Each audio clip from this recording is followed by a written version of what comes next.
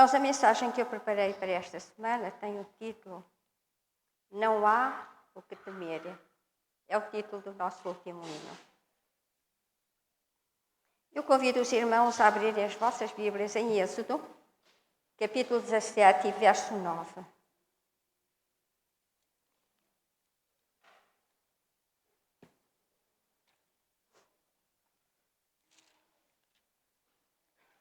Êxodo, capítulo 17 e verso 9. Com isso, ordenou Moisés a Josué: escolhe os homens e sai e peleja contra Amaleque. Amanhã estarei eu em cima do outeiro e o bordão de Deus estará na minha mão.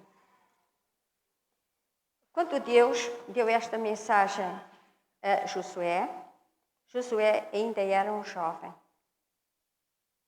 Mas muitos anos memoráveis tinham passado e agora Josué estava com 110 anos. E ele compreendeu que a sua obra como líder de Israel estava a chegar ao fim. Isso estava a preocupá-lo. E ele tinha que despedir-se do povo e deixar uma mensagem que pudesse realmente levar o povo a tomar uma posição bem firme ao lado de Jesus.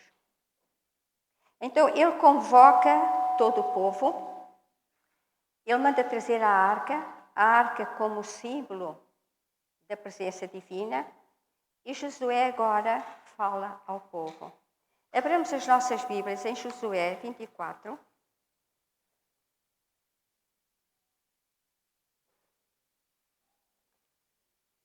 Josué 24, 14 a 16. Agora, pois, temei ao Senhor e servi-o com integridade e com fidelidade. Deitai fora os deuses aos quais serviram vossos pais da além do Eufrates e no Egito, e servi ao Senhor.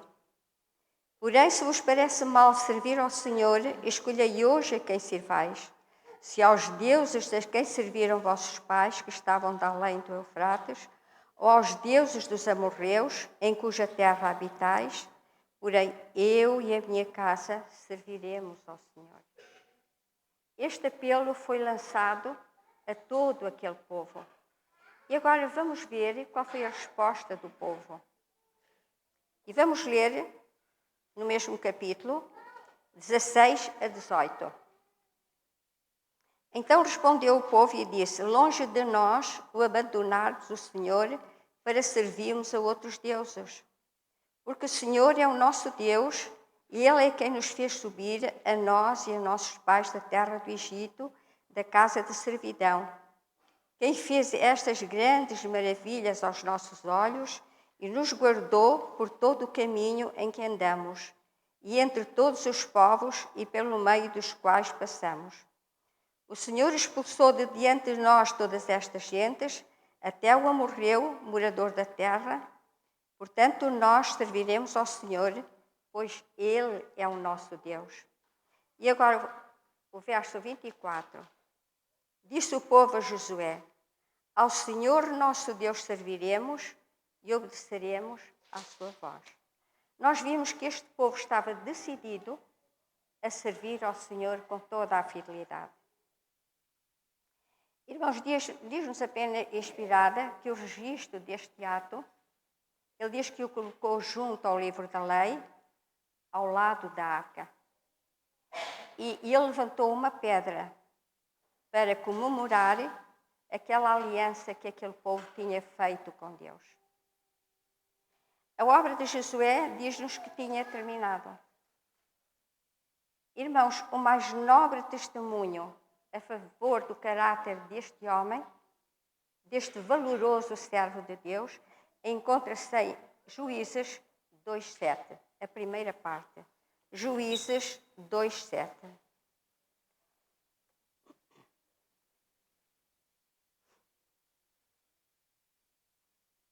Serviu o povo ao Senhor todos os dias de Josué. Reparem, irmãos, o que teria sido realmente este grandioso servo de Deus, que durante o tempo em que Josué viveu, todo o povo serviu com fidelidade ao Senhor. É notável, irmão, o alcance e a influência de um grande líder ao lado do Senhor. Irmãos, aquela pedra permaneceu como uma testemunha silenciosa às gerações seguintes. Mas vamos ver o que aconteceu. Aqui já está a falar nas gerações seguintes. Vamos ver o que aconteceu em Juízes 2:10.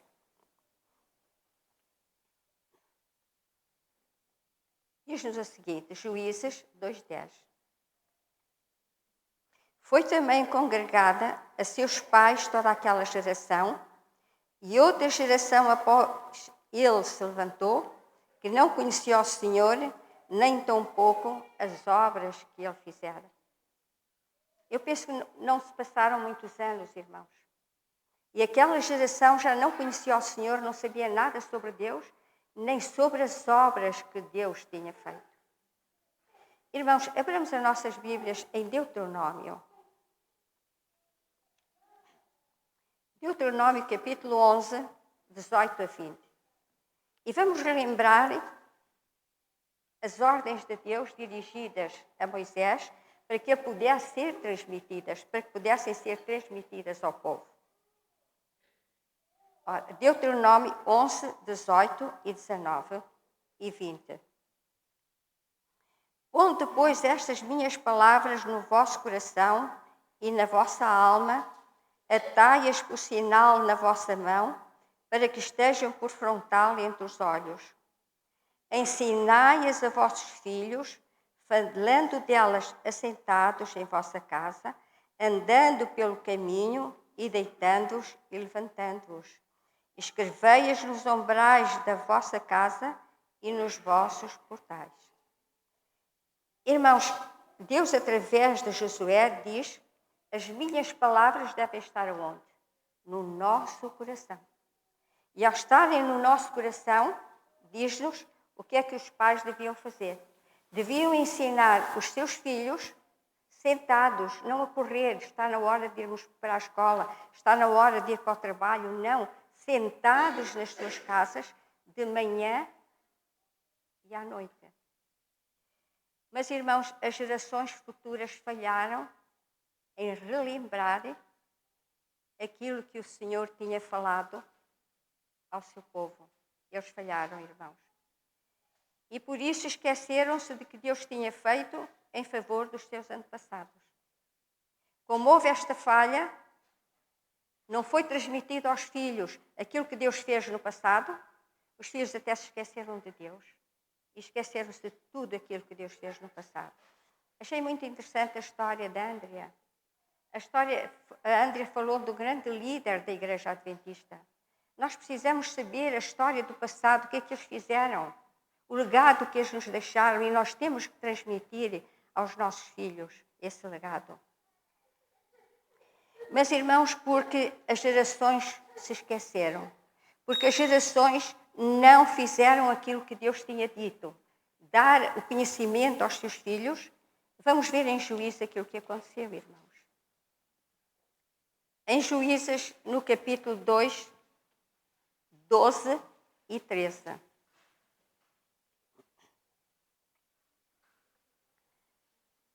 Juízes, capítulo 2, 12 e 13. Deixai este livro aberto que eu vou mencioná-lo mais vezes. Então fizeram os filhos de Israel o que era mau perante o Senhor, pois serviram aos Baalins. Deixaram o Senhor Deus de seus pais que os tirara da terra do Egito e foram-se após outros deuses, dentre os deuses das gentes que havia ao redor deles, e os adoraram e provocaram a ira do Senhor.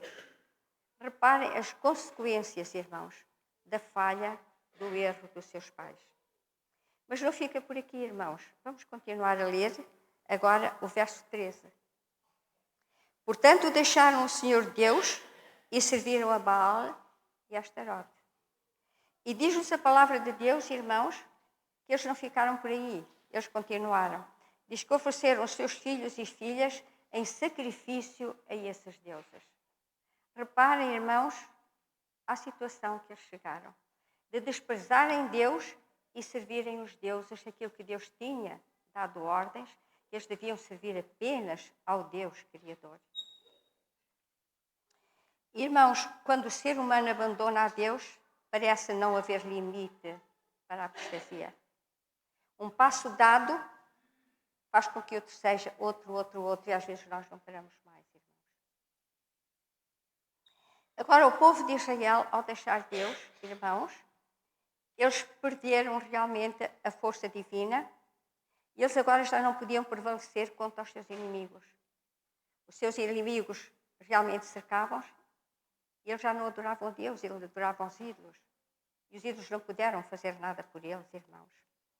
Assim, eles foram levados a ficar sujeitos às mesmas nações que eles, com a força de Deus, tinham subjugado.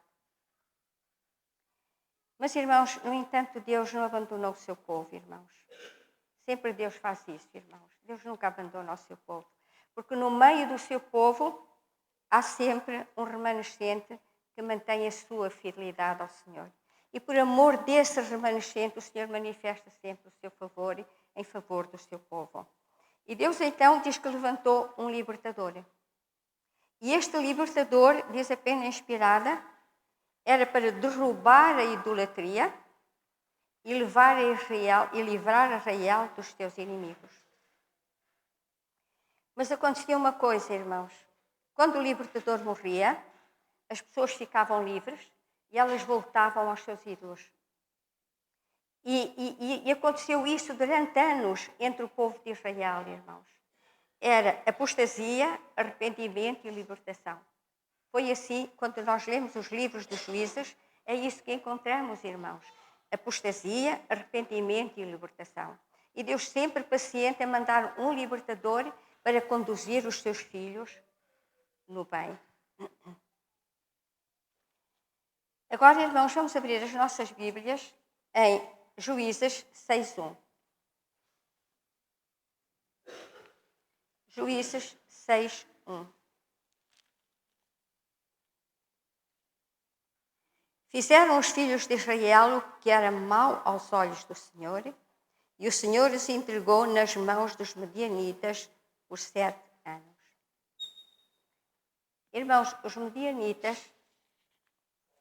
eram um povo cruel e que não respeitava Israel. E os medianitas descendiam de Abraão, irmãos, porque Midian era filho de Abraão. E eles foram sempre os piores inimigos de Israel. E então estes medianitas tinham sido quase destruídos por Israel no tempo de Moisés. Mas eles agora estavam um povo muito poderoso e sobretudo com sede de vingança. Eles então subjugaram Israel. Diz a Bíblia que se encontrava fraco e longe de Deus. Vamos abrir as nossas Bíblias novamente em Juízes 6, já estão abertas, Juízes 6, 3-4. Porque cada vez que Israel semeava, os medianitas e os amalequitas, como também os povos do Oriente, subiam contra ele. E contra ele se acampavam, destruindo os produtos da terra até à vizinhança de Gaza. E não deixavam em Israel sustento algum, nem ovelhas, nem bois, nem jumentos. Irmãos, este povo selvagem não era só os medianitas, eram os amalequitas, eram todos os outros povos que estavam ao redor. E eles eram um povo realmente cruel e em grande número eles invadiam Jerusalém. Aliás, Israel. E logo que começavam a apanhar ou começar as sementeiras a amadurecer, eles invadiam logo nesta altura, e permaneciam lá até apanharem os últimos frutos da terra. A Bíblia compara-os a gafanhotos, irmãos, porque onde eles passavam a terra ficava limpa, não ficava nada. E aquilo que sobejava eles estragavam com os pés, para não ficar nada para aquele povo. A ver se conseguiam apagar realmente o povo de Deus desta terra. E então, irmãos, o povo de Deus, Quando eles chegavam, tinham que abandonar as suas casas para não serem maltratados e mortos e procuravam refúgio nas montanhas. E ali estavam todo aquele tempo que eles ocupavam as suas terras. Irmãos, esta opressão continuou durante 7 anos. Não é fácil, realmente, para aquele povo. Então, aquele povo estava cansado de miséria também, cansado de ter que deixar as suas casas, elas muitas vezes eram destruídas e terem que fugir das suas casas. E então, em arrependimento e em súplica, eles oraram ao Senhor. É natural que eles se tenham reunidos e que tenham suplicado ao Senhor por livramento. Irmãos, e Deus ouviu a sua oração, como sempre faz, irmãos. Toda a oração que sai dos nossos lábios, toda a súplica que sai dos nossos lábios, a pedir socorro e ajuda, o Senhor ouve. E Deus ouviu com prontidão a oração daquelas pessoas que estavam a viver grande angústia. E Deus então suscitou de novo um libertador, desta vez Gideão, que nós conhecemos e conhecemos muito a história de Gideão. Este Gideão era filho de Joás, da tribo de Manassés. Eles não tinham uma posição de destaque no seu meio, ou entre as tribos, mas aquela família distinguia-se pela coragem e pela integridade. E todos os seus filhos, eles tinham tombado na luta contra os medianitas. E tinha ficado apenas Gideão, o mais novo. E este Gideão, na altura, ele estava ocupado a malhar o trigo. O pouco que ele tinha podido apanhar, eles estavam a malhar. Mas estavam a malhar no lagar, não é onde se malha o trigo. Mas foi a solução que ele arranjou para poder realmente conservar aquele bocadinho de trigo. E quando ele trabalhava o trigo, o seu pensamento virava-se para ele próprio e para o seu povo, para a condição triste em que eles viviam e desespero. E ele de repente ouviu uma voz, irmãos, e ele escutou essa voz. Vamos abrir as nossas Bíblias em Juízes 6, 11 e 12. Sabe, irmãos, eu quando fiz o ano bíblico, quando eu cheguei a este capítulo 16 e comecei a ler o verso 11, ele tocou profundamente o meu coração, irmãos. Todos nós conhecemos Deus, irmãos, mas há coisas na Bíblia que nos tocam tão profundamente por ver que este Deus tão grande e tão maravilhoso que nós servimos e que nós amamos, muitas vezes ele deixa o seu trono e vem a esta terra para mostrar aos seus filhos que ele está com eles. É no meio da aflição que nós às vezes nos lembramos de Deus, mas é no meio da aflição que o Senhor vem ter connosco. E vamos ler então Juízes 6, 11 e 12. Então veio o anjo do Senhor e assentou-se debaixo do carvalho que está em Ofra, que pertencia a Joás. E Gideão, seu filho, estava malhando o trigo no lagar para o pôr a salvo dos medianitas.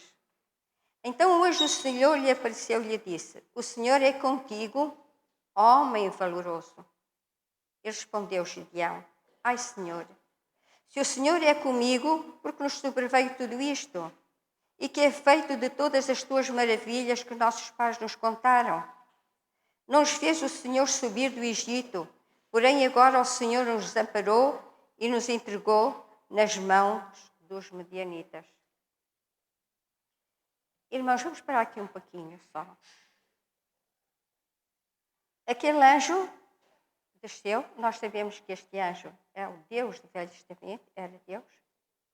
Ele desceu, sentou-se debaixo de um carvalho, muito perto de onde Gideão estava. Por que tão perto? Porque ele queria falar com Gideão. Ele veio para falar com Gideão. E olhou para Gideão e disse: O Senhor é contigo, varão valoroso. E ele respondeu imediatamente: Mas se é comigo, então por que é que me acontece tudo isto? Como nós às vezes perguntamos, quando surge um problema grave na nossa vida, diz: Por que, Senhor? Por que é que isto nos acontece? Ele perguntou: Senhor, Mas se tu és connosco, porquê é que nos está a acontecer isso? Porquê é que estamos a sofrer tanto? Então onde é que estão as maravilhas que tu fizeste no passado? Hoje não fazes essas maravilhas. Mas o Senhor estava ali para fazer mesmo uma maravilha, irmãos. E depois dele dizer isso, reparem o que aconteceu, irmãos.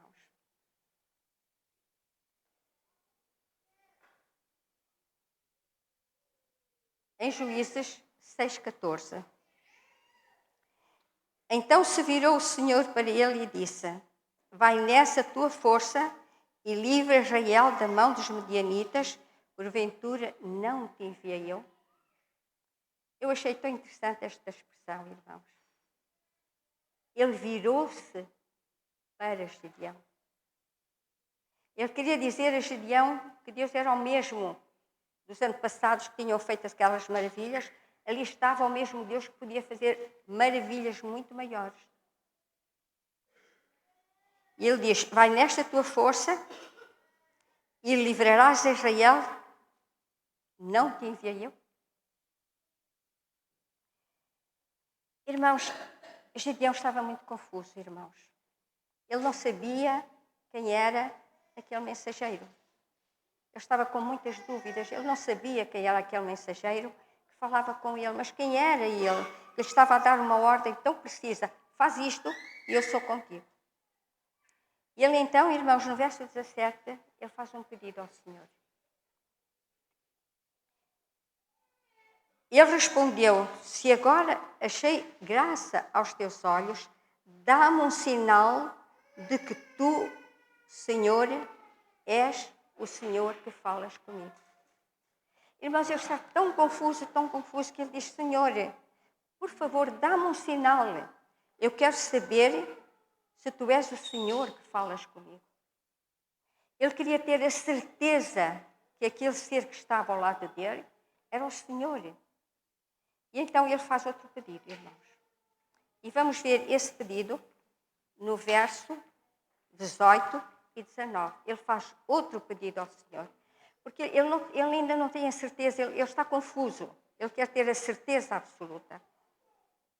E no verso 18 diz assim: rogo-te que de ti não te afastes até que eu volte e traga a minha oferta e a deponha perante ti.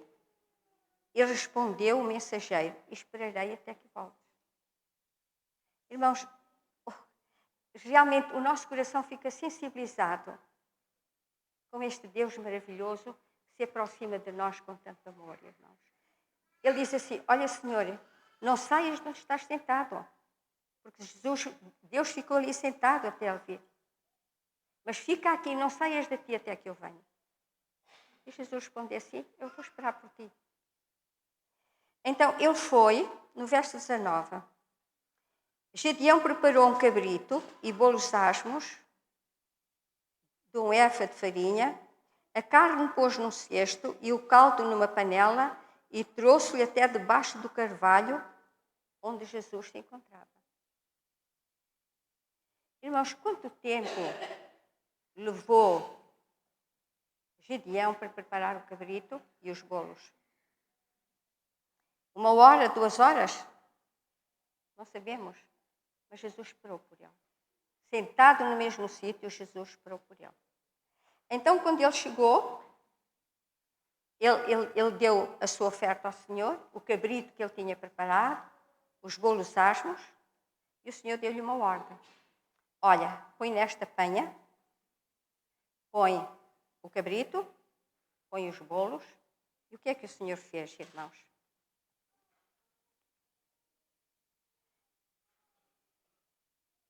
Vamos ver no verso 20 e 21. Toma a carne e os bolos asmos e põe-os sobre esta panha e derrama-lhes por cima o caldo. E assim fez. Estendeu o anjo do Senhor a ponta do cajado que trazia na mão e tocou a carne e os bolos asmos. Então subiu fogo da panha e consumiu a carne e os bolos, e o anjo do Senhor desapareceu da sua presença.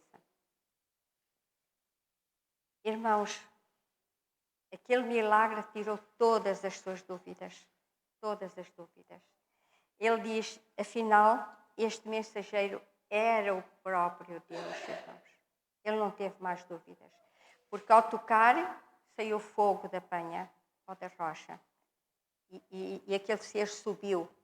Ele não teve mais dúvidas. Irmãos, desde aquele momento, Gideão deixou de ser aquele homem tímido. O Senhor sabia que ele era um jovem bastante corajoso. E ele manifestou realmente ter essa grande coragem. E ele começou a ponderar nas palavras de Jesus, daquilo que o Senhor Jesus lhe tinha dito. Jesus tinha-lhe dito que ele libertaria os midianitas dos seus inimigos. E os libertaria como se fosse um só homem. Repare bem, isto era para ele ter coragem e não desfalecer. Olha, é como se fosse um homem. Tu vais lutar contra um homem apenas, por isso não tenhas medo. E ele então ponderou, diz que o Espírito Santo tomou conta daquele coração.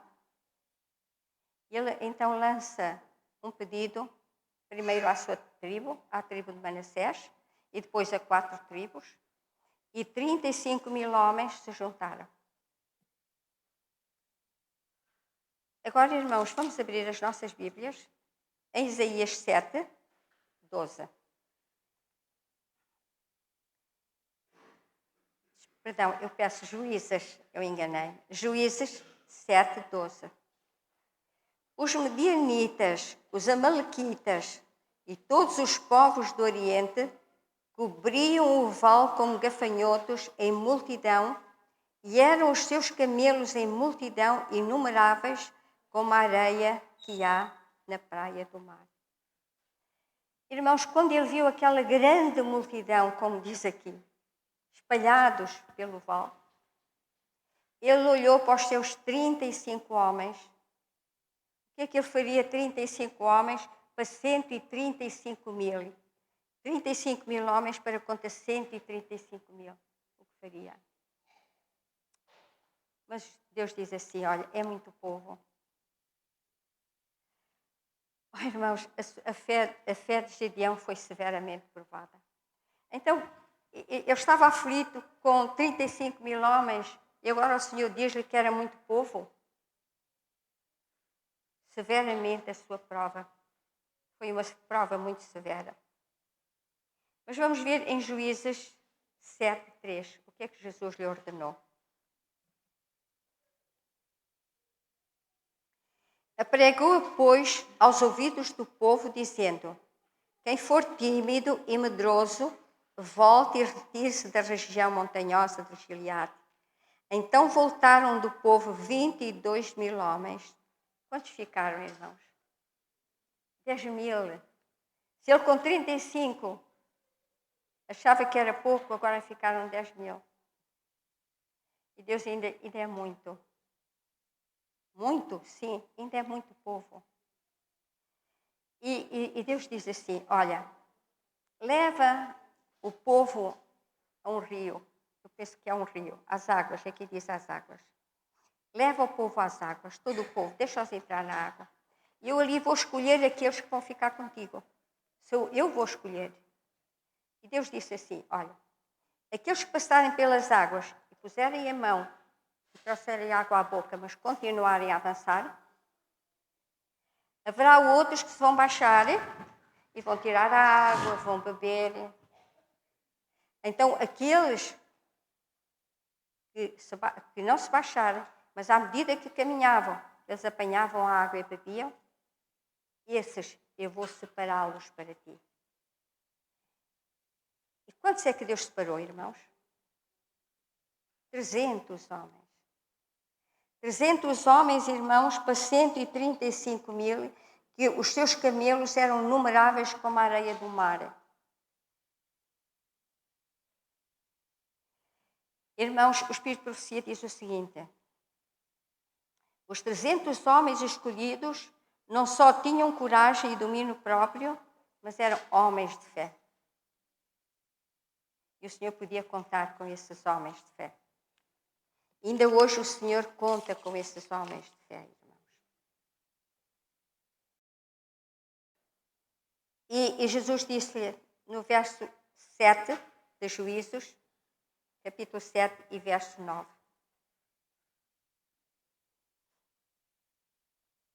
Sucedeu, pois, naquela mesma noite, o Senhor lhe disse: levanta-te e desce contra o arraial, porque o entregarei nas tuas mãos. Ele agora tinha a certeza que o Senhor iria com ele, que o Senhor iria lutar por ele. Em Patriarcas e Profetas, na página 50, diz o seguinte: com os 300 homens, entregarei os medianitas nas tuas mãos. O êxito não depende do número. Deus pode livrar tanto com poucos como com muitos.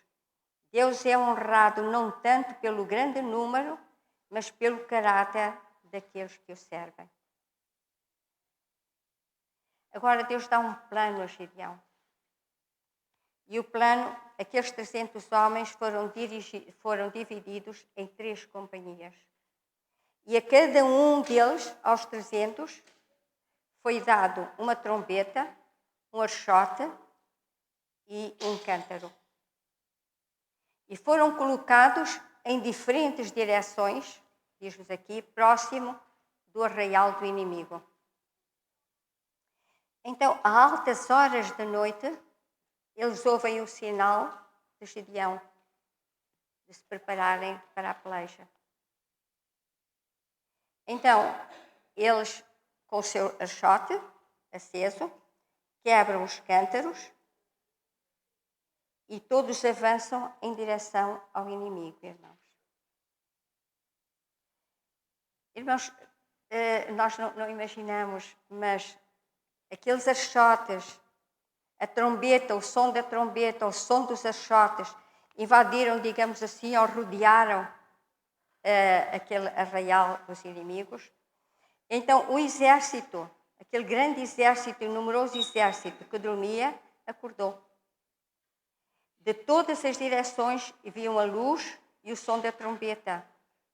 Pensavam que seria um grande ataque dos inimigos.